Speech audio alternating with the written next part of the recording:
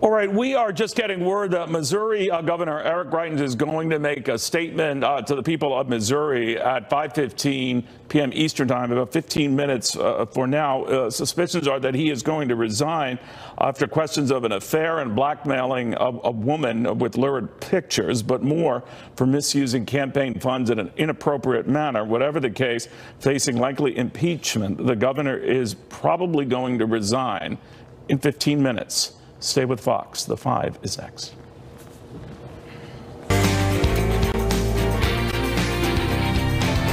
Hello, everybody. I'm Jesse Waters, along with Kimberly Guilfoyle, Marie Harf, Dana Perino, and Greg Gutfeld. It's 5 o'clock in New York, and this is The 5.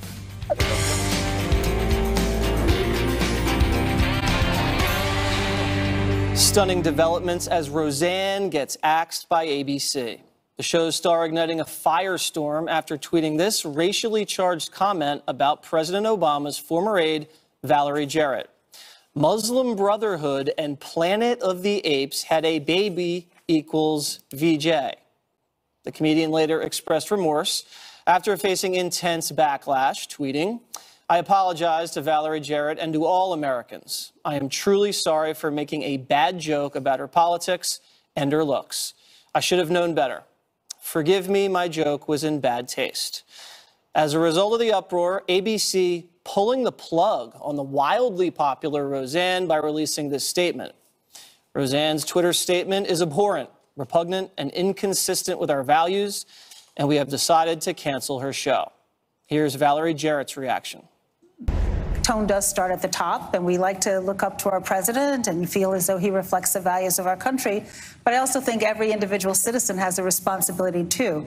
And it's up to all of us to push back. Our government is only going to be as good as we make it be. And as Reverend always taught me, you have to be, people on the inside have to push hard, and people on the outside have to listen. I could not believe this news, Dana, when I saw it today break, probably close to your hour. I mean, what a dumb thing to think and then to say on Twitter.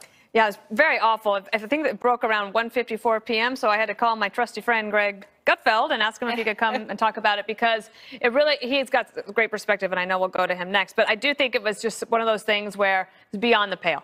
Yeah. Okay, like that. So ABC does a very quick cost-benefit analysis. Says it's not consistent with their values. That's what the company said. And a private corporation can and should do what they need to do. The interesting thing is they gave her a second chance to relaunch this program. It's wildly successful. They get signed for a second year. And I really feel for the people who were working underneath that show, right? So you have probably hundreds of people who will never be seen on the program, but they're the ones doing all the work on the background, all the marketing, all the people running to get coffee, all the wardrobe, the set design, lighting, audio, all of those people. Now their futures are uncertain because of one racist tweet. Yep, she destroyed a lot of people's career trajectories, obviously, and she's paying a price, as she should. Greg, what do you think about what happened? And what do you think about Valerie Jarrett saying this starts at the top with the president? Well, she's incorrect on that point, because well before Donald Trump was in office or even entertaining the presidency, Roseanne was always saying absolutely bat poop crazy stuff. And we knew that. We talked about this on the show, even when her show came out, that she said some completely crazy stuff. But maybe she changed, and the show seemed refreshing, and this was a new start, and not the case. A lot of people are saying this is a freedom of speech issue. Not really, because freedom of speech in a place of work has consequences. We've talked about this with the NFL, saying like the NFL can make their own rules. So if you're going to go do something objectionable like what Roseanne did at a place of work, ABC is every bit right, as Fox News would be if any of us had done something as absurd and ridiculous and hateful as that. But I do think it's incorrect to broadly blame a political party or a politician over this. It's not that. It's the individual. The other point to make is that Twitter can ruin a career faster than a string of felonies. Yeah. It really is. I said earlier on your show, it's like it used to be the office Christmas party that would get you fired. Now you can do it. You can just cut to the chase, and you can just go on Twitter, wasted or not, and just think and think that like, oh, you know what, this can't hurt. I'll just say this, and the next day the company cuts you because they have to, as you said, it's part of the part of the deal of the job. Just one last thing, just to reiterate what I said on your show. Comedians have a flaw within them, and it's a desire to jump off cliffs. People become comedians for that reason, to jump off cliffs. When they get on a stage, when they're saying that thing, it's to jump, it's to see what happens. And this is what happens sometimes. And so late in a long, storied career, this is not a mistake that a 20-year-old person would make. But you know who made this mistake a lot? Okay. Alec Baldwin. Right. She feels like the right-wing version of Alec Baldwin. He got 2 or 3 chances after he lost for a homophobic remark after a show. Went a show on MSNBC, and then he got fired. And he got a second chance.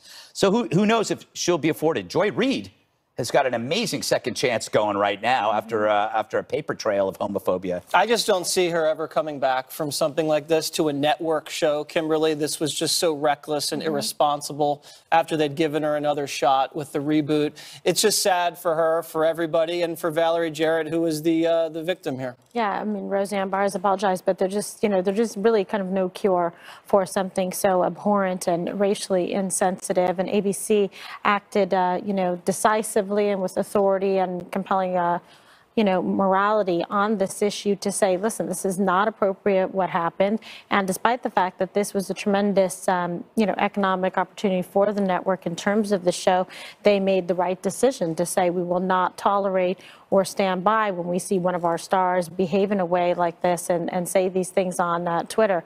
I think to equate it, though, to say that, in fact, that it has anything to do with the president of the United States is way too far, of a stretch. Roseanne Barr's been around for a long time. She has personal responsibility for what she chooses to do, just like each and every one of us do as well. And, I just really do think about the jobs and the people, like, Dana, you mentioned too, that we're really excited about this opportunity to have, for their families, for everything. I think the ripple effect of it will be, tremendous. This was a chance kind of at a new start, new beginning for that show and for so many of the people associated with it along the line, production team and the crew, all of the above. So, I just hope that they are able to find jobs and land in a good place, despite having to go through this hardship.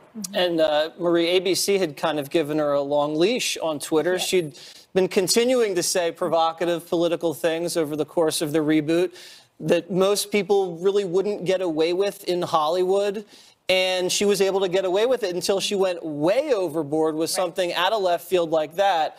An easy decision for ABC. It was time to go. Do you think they bear any responsibility for kind of mismanaging her, or is this all on her? I think it's all on her. And the fact that they had given her a long leash, they had let other tweets go, at least publicly. They had given her a chance to be outrageous and be provocative. That's who she is. This went too far. So it's not like at the first sign of controversy, ABC cut and run. They made clear this was beyond the pale, this was beyond the line. She has tweeted incredibly offensive things on a number of issues over many years. And like Greg said, Twitter's can be very problematic. I mean, there's a reason I'm not on Twitter, not that I would tweet things like this, but it is not. It's probably good you're not on Twitter. Oh, yes. No, I'm sure. I hear what people say sometimes, and I don't need to see it. But it's so easy to tweet and to not think. And she has a long history of this, and speech has consequences. And ABC was absolutely within its right, and I think it did the right thing here. She said it was a joke. It's not funny. I didn't think it came off as a joke. No. This seemed like kind of a little mean. I think that does frustrate people because then the apology doesn't seem real. Right. It's like, sorry you don't understand how hilarious I am. Right. Because I am so funny. You didn't get that? Okay, we don't get that. I also think that conspiracy theorists, or conspiracy theories are dangerous. Right, you go down this rabbit hole. It's kind of fun to think about for a second, like, are there UFOs up there, the government, blah, blah, blah. But you go down those dark roads. And what happened, apparently, is she was responding to something from a conspiracy theory website. Right. And then it spiraled out of control. It used to be before Twitter, BT. Remember we were going to do that book called BT before Twitter? All the things that used to happen, you might have just said that to your neighbor or like you're hanging out, whoever you're hanging out with. Maybe they would laugh, maybe they would not, maybe they punched you in the face. But doing it on Twitter is such a bad thing. And I was asking Greg earlier, and I'm curious what you all think, is that I feel that many people, especially in public life, think that they have to be on Twitter in order to advance their career. Marie, you're a good example of that not being true. You just got a new show, Fox News radio show that you're doing with Guy Benson. It's successful from 6 to 8 p.m. every night.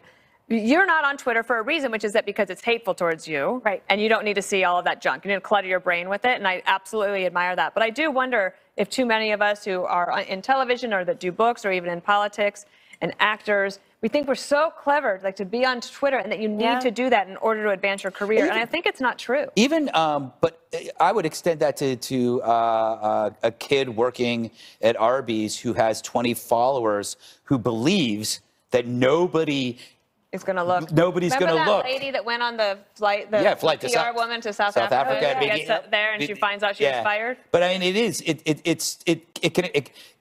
Twitter can take something that used to be local and make it national, and maybe that's good. Maybe instead of religion, Twitter is now the new moral authority. Now it's not the priest that is telling you how to live. It's this incredible amorphous mob that's out there that says, no, that's wrong. I do believe that. What happened to Kathy Griffin? Yeah, exactly. Everybody says, no, that's wrong from all sides. But even before Twitter, Bill Maher lost his job immediately after the comment he made at 9/11 about the hijackers. Yeah. So this is not new, and people do pay the price. So I'm not sure if there's a double standard. I mean, people have on Twitter going, well, why not? Why isn't Joy Behar getting fired after what she said about Christians? Well, I think this one, the Planet of the Apes was so over the line. There was no getting away from that. People have said there's no gray area. Yeah, there's no gray area there. And you know, Kimberly, the Muslim Brotherhood, that gets kicked around. But when you combine that with the Planet of the Apes, it's just so toxic. It's just you can't really ever come back. Yeah, there's no humor in it. Obviously, it's incredibly offensive, and she's paying the price, but sadly, so are other people along with her that were innocent along the way. Hopefully, it's a lesson to people that this kind of hateful rhetoric will not be tolerated or accepted. All right. The liberal media busted for spreading fake news about Trump. Greg will explain up next.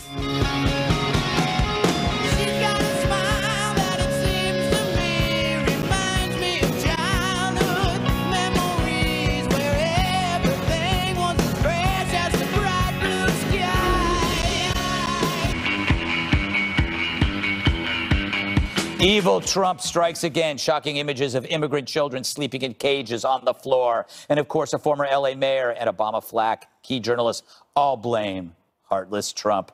But not so fast, everyone. Turns out these pictures were 4 years old when their hero, Obama, was in charge. And with that, the loud condemnations go silent. Who cares now, since their idol was boss at the time? But there's more. This photo of an all-baby seat immigration detention bus was also shared and blamed on Trump. One anchor called it a prison bus just for babies. But the photo was also from Obama's era, and it's a bus for field trips. And did you hear the widely shared claim about 1,500 immigrant kids that were separated from mom and dad, again, by evil Trump? Lie. These children actually arrived alone, minus their parents, and then were placed among sponsors. The government had lost track of them, which says something about the system that Trump actually wants to fix. And so as Trump cements his agenda through significant legislation, these folks have the vapors over imaginary discrimination. But if you can't blame him for that, what's next? Ebola? Malaria? Your lousy love life? And they accuse Trump of spreading baloney. The media can't even check the date on a photo. And that's their job, to check facts. It's all the usual suspects, identity activists, the paranoids in pajamas. You know, the New York Times. Fake news is now no longer a catchphrase. It's a brand. I have an idea. Dana, where is it? Shoot, I lost it. Somewhere. Beautiful mind notes. So many Oh, ideas. here it is. Yeah. Trump should go on national TV and lay out point by point his DACA plan to embarrass the Democrats with the fact that he is actually offering a plan to citizenship that they don't. But don't do it on tweets. Go out there and do it. That's a good idea. I absolutely think that he could do a lot more policy-oriented speeches, and that would drive news for like 48 hours. Just like do that and nothing else. Yeah. Just like drive on that news. He could do an Oval Office address. That would be one way to do it. That really focuses the mind. That means that it would be a primetime address. If this is the #1 issue, certainly for Republicans, but if it's an economic issue for cared about, also in June, you have all the Democrats in the House and a lot of House Republicans signing this discharge petition to actually force votes on the DACA issue. So the president, I think, would be right to get out in front of it. That's a great idea, Greg. Thank you. But in the meantime, the other thing he should do is to say, I'm not going to wait for Congress to fix this issue. If whatever he can do to fix the system as it currently stands within the federal government about keeping track of these children, he could lay that out too. Yeah. You know, Jesse, I don't know if you saw this over the weekend because you, unlike me, have a life. CNN did a piece on whether it was right for Ivanka Trump to tweet a photo of her and her son. Did you see that? Yeah. She had a picture of her and her son because they thought it was like, while this missing child narrative is going on, how bad is it that she's showing a picture of her kid? What is up with CNN? I don't know. I don't think they know what's up with themselves, but I didn't really look at the BlackBerry a lot or iPhone this weekend. I tried to unplug. I didn't. And then every time I did dial in and check it out, the media was screwing up. Every single time, whether it was Ivanka or this, and I was listening to Limbaugh, which was a lot of fun, Marie, on the drive back from the shore. I wasn't. And he was talking about this story, about the photos, and he had a great line. He said, the Democrats keep getting hit square between the eyes, and they don't even realize it. And think about it. You have this. You have the Russia investigation, you have the kneeling, you have the opposing the tax cuts. Everything keeps backfiring on the Democrats. But the sad thing is that this photo goes out thousands, tens of thousands of times, and then the retraction and the deletion doesn't get seen. So the damage is already done. But the reason they do this, the reason they have the policy to separate children and families is to discourage human trafficking, to discourage families from taking kids across a treacherous, hot, dangerous southern border trip. And they want to discourage dangerous and illegal immigration. So if they want to change the policy, let's get a deal on DACA, let's get a deal on merit-based, and they can hammer it out. But if you're just going to take a pot shot, you're going to embarrass yourself. They also try to separate them because the adults go to a place that you wouldn't want to have children in. So right, they try to find a different place some would for say them. it's a more humane policy to do that. That's the argument. But a lot of these kids that show up with no parents, then you have to decide what to do with them. And that's where you place them with sponsors like you would foster care. Right.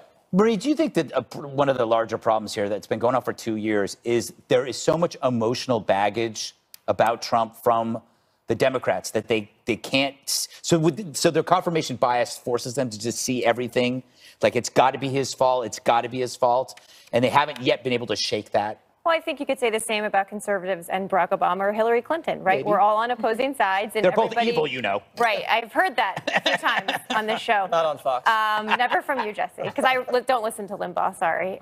Your loss. Here's the thing, though. On the immigration issue itself, it is incredibly emotional because these are real people's lives. And as Jesse just mentioned, there are very dangerous conditions when you have unaccompanied minors showing up at the border. This is a heartbreaking situation.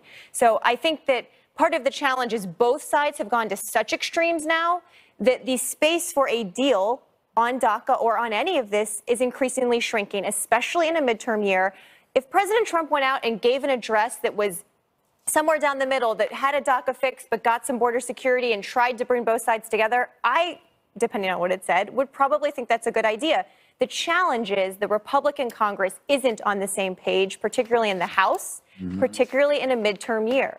So now we're in a situation where the Trump administration has separated 800 children from their parents since October for often good reasons, sometimes not.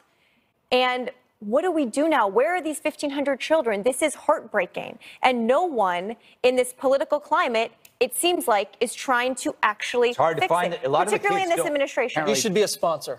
I volunteer you.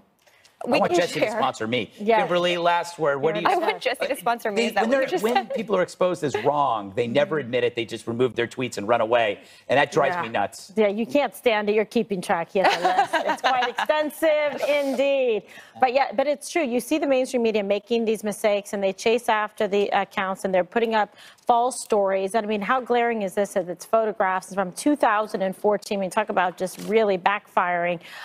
Everyone should care, whatever your politics administration you're in, about children. But when you look at the actual facts of the laws here, that President Trump, his administration is following the laws on the books in terms of what you do when people enter the country illegally with children. The goal and aim behind it is to be protective of children so it doesn't foster this whole legal atmosphere of human trafficking, etc. And flat out follow the law. Don't enter the country illegally. Put yourself and your children at jeopardy. That's not love. That's foolish, illegal desperation in terms of not honoring and following the laws. Other people are following and trying to get into this country legally. It's a nation of immigrants. We embrace and encourage people to apply for legal citizenship. But we have the capacity to house about 3,000, families. So how is this going from a bad situation to a worse situation? It's certainly not acting in the best interest of welfare of your children to do so. And we shall leave it there. I never thought I'd say that. All right, Could Special Counsel Robert Mueller swing the midterms for the Democrats? President Trump's warning next. You wanna talk about the real junk? Levi's high on your lovin's got me buzzing like a street light. Midterm elections rhetoric is heating up in a big way. Congressman Adam Schiff is launching a new line of attack against Republicans who are defending the president against the Mueller probe. At the end of the day, there's only one remedy for that, and that is you need to throw the bums out. As long as there's a majority in Congress that is willing to do this president's will, and as long as we have a deeply unethical president, there's only one remedy. And Schiff's Democratic colleague is saying he didn't go far enough. What it is saying is that you're actually worse than bums if you're not willing to stand up to a president who is attacking a former FBI director, a patriot who served our country in Vietnam, like Bob Mueller. President Trump is also fanning the flames ahead of November, tweeting the 13 angry Democrats, plus people who worked 8 years for Obama, working on the rigged Russia witch hunt, will be meddling with the midterm elections, especially now that Republicans, stay tough, are taking the lead in polls. There was no collusion except by the Democrats! Exclamation point, Marie. Where to start? Where to start? I think this is part of President Trump's ongoing PR effort to discredit the Mueller probe because it's getting more serious. A number of people have been indicted. He's trying to decide whether or not to sit down with Mueller for an interview. And also trying to sow some doubt about the election coming up, where there are a lot of data points that Republicans will lose, if not the majority in the House, but pretty big. So I think he's trying to muddy the waters a little bit and keep promoting this takedown of the Mueller team. This seems to be his main focus on Twitter right now. I obviously don't agree. I think that the Mueller team, despite some of their personal political identities, are led by a Republican. They have not indicated in any way that they are behaving in a partisan way, and I think they should be able to continue. Okay, Jesse, so you see Adam Schiff there, who, has Your had favorite. a few issues of his own, yes. Listen, just on what you said, Marie, Mueller's about as Republican as Comey is a Republican. I wouldn't consider him a Republican. Nothing is wrong with attacking the special counsel. The Democrats attacked Ken Starr throughout his term, too. That's fine. You attack the FBI director when he was fired. Remember what the Democrats said about James Comey when he was the sitting FBI director? Politics is ugly. It's rough. It's fine. People attack people. It's what they do. Now, there are conflicts of interest. 13 out of the 18 lawyers on the Mueller team are Democrats. There are no Republicans there. One of the Democrats, Jeanine Rhee, she's prosecuting Papadopoulos. Now, she previously worked for Hillary Clinton when she was under investigation for emails. She previously worked for the Clinton Foundation, and she worked for, I think it was Ben Rhodes when he was with Obama. So not a good track record. Now, Papadopoulos, they say, that whole thing started when a Clinton Foundation donor tipped off Obama's FBI. And now the former person that worked for the Clinton Foundation is prosecuting the guy. Seems like there's a little bit of a conflict of interest. But if I were Democrats and the strategists out there on the left, mute this, because I'm going to give you guys advice. If you want to compete against Republicans, I would hammer gas prices, college tuition, health care. I wouldn't talk about Mueller. Mueller's not going to turn people out in the midterms. I don't know why they do that. Yeah, right. Now you can unmute it, and that's fine. So you guys just keep doing what you're doing. Thank you for that programming note, Jesse. I was trying to be helpful, sort of, to the other side. Okay, Dana, No, so that's what do you part of make what he it? said was where I was going to head on this, which is that recently Democrats in D.C., sort of behind the scenes, analyst types have been complaining amongst themselves that they can't get on television to talk about anything else besides Russia because the cable companies have decided, like, this is how we're going to get ratings, and so this is what we're going to talk about. So they're frustrated trying to figure out a way to talk about some of their programs like A Better Deal. They want to talk about health care. They actually want to talk about Medicare for all. And if you follow the money on two things, the Democrats in their primaries are running ads about Medicare for all. This is the Bernie Sanders plan. This is like Obamacare on steroids. Absolutely. And then Scary. on the Republican side, it's all about immigration, getting tougher on immigration. So if you follow the money, you know that that is poll tested, focus grouped, and that's what people care about the most. They're not going to win in the midterms because of the Russia probe. Yeah, if they go down the impeachment trail of tears, Greg, it will not be auspicious. The blue wave is beginning to look like an undertow, sweeping the Democrats away. But I wouldn't celebrate yet, Republicans, because you don't want to get complacent. But the story that we're really missing here, what's with the Democrats and the word bums, calling everybody bums? Way to marginalize the homeless. You spent 2 weeks frothing over calling gang members animals, yet you think it's okay to call people bums? I mean, come on. Great These are point. human beings. You're dehumanizing the homeless and Republicans. By the way, I do think that going Mueller is a bad idea, because I don't think it's a complicated idea to tell voters, go after these people because they're not going after Trump. That's a complicated argument, and I don't think it competes with higher wages, lower unemployment, no ISIS, possible breakthrough with North Korea. That stuff is tangible, practical, visual. You can actually explain that to somebody. But like saying, go after these bums because they're not being mean enough, it's not actually a message that will work. Why do they keep sticking with it, despite the fact that it shows it's not resonating? I think they're caught in an emotional bubble and they can't get out of it, and they just can't get out and start seeing things practically. But I coined this phrase last year: don't count your chickens before they hatch. You might have heard of it. I would say that to the. I said, really like that. yeah, Timeless. It's like a good that. metaphor for lots of things. it's showing up in a lot of places. Yeah. Well, You are a trendsetter. I am. finally, you're getting the attribution that you so justly deserve, and only here on The Five. We're glad to help out. Up next, the art of the deal. President Trump on track to save the nuclear summit with North Korea. Stay with us. The president's potential summit with North Korea may be back on track amid a flurry of diplomatic activity. Secretary of State Mike Pompeo is heading to New York City tomorrow.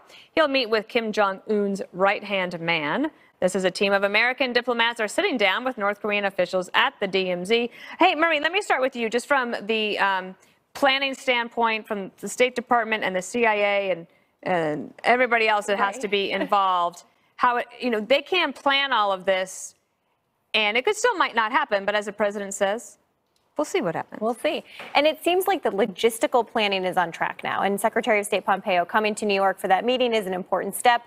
The question I still have is whether there's serious substantive preparation going on with the North Koreans. I think one of the reasons that the summit got called off temporarily last week was that it seemed like the substantive gaps were too wide to get the two leaders sitting down together. Like, do we even know what the North Koreans mean when they say denuclearization? Apparently, the North Koreans weren't even returning our calls for a while, which is very rude. It is. Not do Wait that. a second, they were ghosting? Yes, they were ghosting the president. So the logistics may be moving forward, but my question is whether Pompeo is having serious substantive conversations. Don't you imagine that he is? I mean, they're not just sitting down there, Kimberly, having a chit-chat about nothing if the meeting is in 2 weeks from today. Yeah, they're not like, hey, what's a good place to eat in the Zagat guide? I mean, they're getting down to diplomacy, as they should. This is what happens when you have a situation like this, where sometimes it's a little bit touch and go, but they are applying diplomatic pressure, and it seems to be working. So this is actually coming to a favorable result. Hopefully, doesn't everybody in America, everyone raise your hands, you want this to work out. You want the president to be able to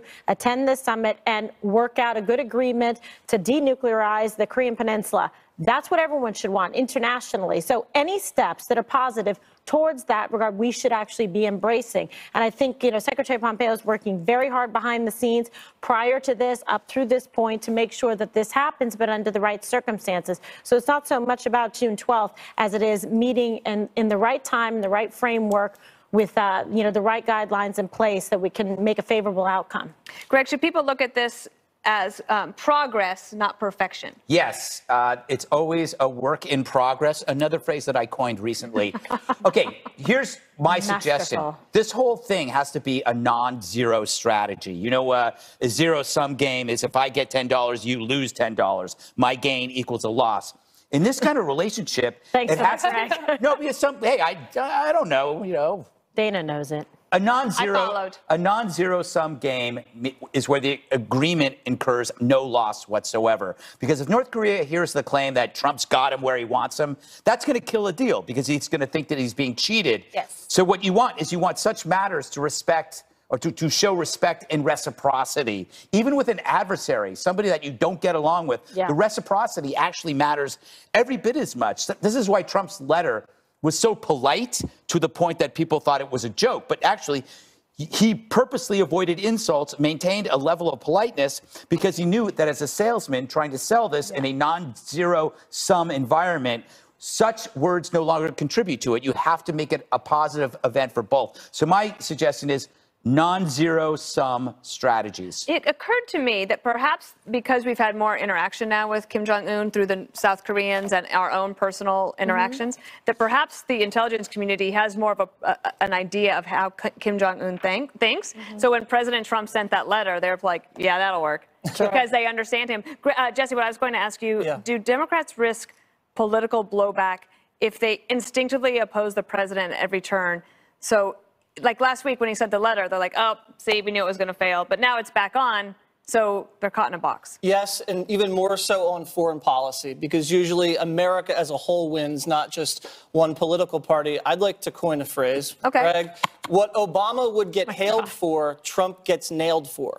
Think he's taking heat for this summit prep by the left and by the Democrats. Meanwhile, the amount of back channeling, the amount of alliance tending, the amount of war games and tweets and dialogue and diplomacy that has taken place in 1 year under Trump. It's more than 8 years under Obama. Obama really ignored the North Korean issue, and this president has invested so much energy into denuclearizing the peninsula. It's really astounding, and I understand why this, the right-hand man of Kim Jong-un, not a good place to be, by the way. No, I was going to say, you don't want to be that guy. Because that hand gets lopped off every 10 years. You don't want to be that guy. But they're coming over.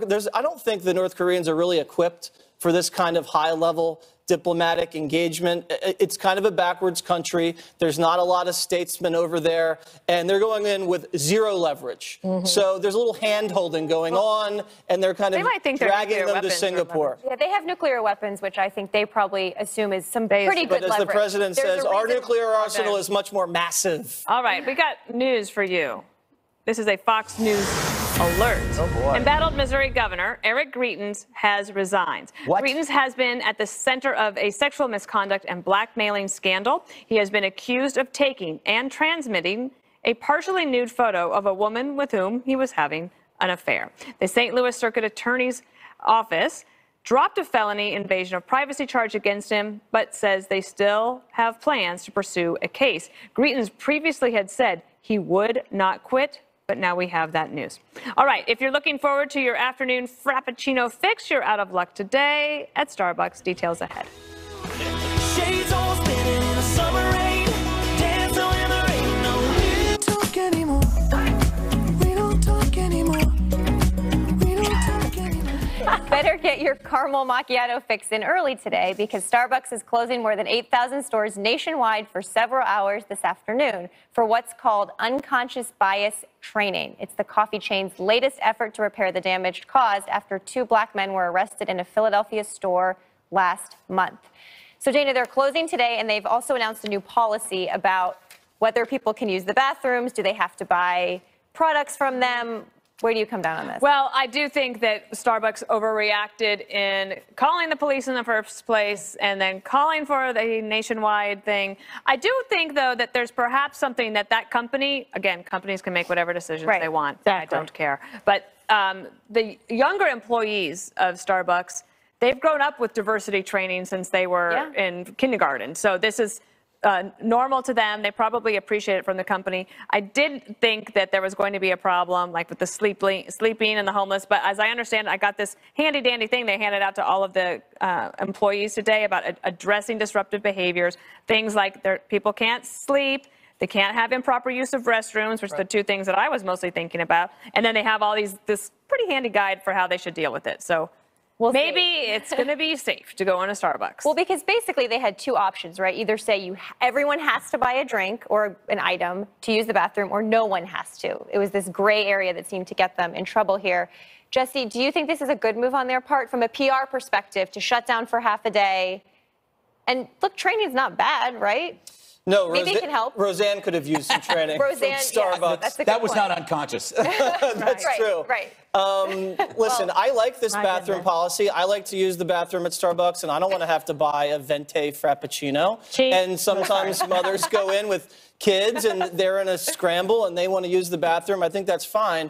And like Dana said, they still have policies prohibiting sleeping, drug use, inappropriate use of the bathroom, and those will be enforced. I think Starbucks is a good company. They always have friendly people behind the counter, and they give them health care and all sorts of great benefits, so that's good. They're trying to encourage a community. They're going above and beyond because they're willing to lose millions of dollars for some training. Usually companies do some training just so they can say, oh, you know what, when we get sued, we did training, and Yeah, then that's sweep right. on the It's a rug. business. This is a real training exercise, so I think that's a good thing. And people do have unconscious bias for good reasons and for bad reasons, and they're just trying to address it, that's all. Well, and it was interesting. The CEO of Starbucks sent an email out to everyone who has like a Starbucks frequent coffee buyer card, because I got one this morning that said basically, I started this company because when I went to Italy, coffee shops were communities and they are welcoming to people. And so we're trying to do better. This could have been a much bigger PR problem if Starbucks hadn't done this. Yeah, but they already had a significant amount, I think, of goodwill in the industry in terms of being very proactive, and they've always been sort of more on the politically correct side of things. So I think when they try to do a quick course correction as it relates to what happened there, it makes sense. They did that. I think it's consistent with their, mission statement and their image and how they're perceived, by people. I mean, look, a smart company. They've been able to be incredibly successful. I mean, I have the app on my phone. Does Dunkin' Donuts have one? I don't know. They I was will thinking now. about that the other Greg, day. do you have the app on your phone? No, but I disagree with everybody here. I don't like this. This is like National Wokachino Day. Wokachino. Woke. Okay, the phrase unconscious bias training to me sounds very dangerous because it stipulates that you are unable to prove your own biases because it's unconscious. If you apply that to other arenas in your life, like you're a misogynist but you don't know it, or you're pro-slavery but you don't know it, this is like one step away from Minority Report, where people can actually read your minds police. and punish you for the thoughts that they think you have, but you don't actually have these thoughts, but they are saying you have these thoughts. This is virtue signaling brought to you by fear. If a company doesn't throw tons of money to the unconscious bias corporate, whatever you call it, the training. There's there's a whole industry. The whole industry, the protests will never cease. And but the worst part about it is I feel bad for the employees, the baristas, because they're going to become amateur social workers. Yep. They're going to be the ones that are up front. It's not the executives. It's not the people in HR. It's the guys up front, the guys and the girls up front that are going to be dealing with the homeless guy yelling, or the guy who doesn't want to leave the bathroom because And he's shooting also, up. everyone trying to film everything. Everybody trying to film anything, and then the social justice warriors will put that on Twitter, and then you will lose your job because you were trying to get some guy out of the bathroom who was doing drugs. This is why no one should be on Twitter. Okay, one more thing is up next. Kill 'em with kindness. Kill 'em with kindness. Go ahead, go. It's time now for one more thing. Extreme weather in France. Check out this video. France. The Eiffel Tower being struck by lightning. Wow. That is crazy right over there. And the French have already surrendered to the lightning. They've waved the white flag. I knew Okay, it. you made it better. You made it better. You better be very careful when we get our results, Jesse, because you I made know. I'm us setting be myself up. French. Self-loathing French person. All right, Dana. Okay, check out this video. You know I'm a big sports fan. Las Vegas Aces point guard Kelsey Plum from Washington. Watch her throw this T-shirt up into the crowd. Watch that. Look how far she can throw that T-shirt. She's pretty amazing. She was at the San Antonio Spurs game. She was selected with the first overall pick in the 2017 WNBA draft by the San Antonio Stars, and now she's with the Las Vegas Aces. She's pretty cool. That person who that's died, amazing. That got hit by it, died instantly. Yeah, Better arm tough. than Kaepernick. No doubt. Kimberly Guilfoyle. No kneeling. All right. Okay, so this photo is capturing a really beautiful random act of kindness. I don't know how many of you saw this, but it was on Memorial Day and it's been going viral. It was taken at an Atlanta Braves game, and it shows junior ROTC cadet standing at attention next to SunTrust Park's memorial. Now, a man in the stands, he got up from his seat and he stood next to the young cadet with an umbrella to shield him from the rain. The SunTrust Park Memorial is an unoccupied seat, and it is dedicated, in fact, to the memory of the brave men and women who sacrificed so much and served this country. And it's interesting because people are trying to figure out who this person is that engaged in this random act of kindness. I love this. I think it's Rick Reichmuth with the weatherman umbrella. What a missed opportunity for Rick. Really was. Yeah. All right. Next year. Greg. All right, when I was exiting the B block, I played an amazing song. It was William Shatner doing the Cramps Garbage Man. It combined two things that mattered in my life, Dr. Demento and punk rock. And now you can get an album with all these great punk rock bands doing Dr. Demento classics. You got the Vandals, Missing Persons, Shonen Knife, the Misfits are on this album, and they're doing all the songs that I grew up with, like Surfin' Bird and I Love Beans. Well, we knew that. And Eat It. They do Eat. Shonen Knife does Eat It. It's just a great album. It's so beautiful. Look at that. That's William Shatner as Lux Interior from the Cramps. You can't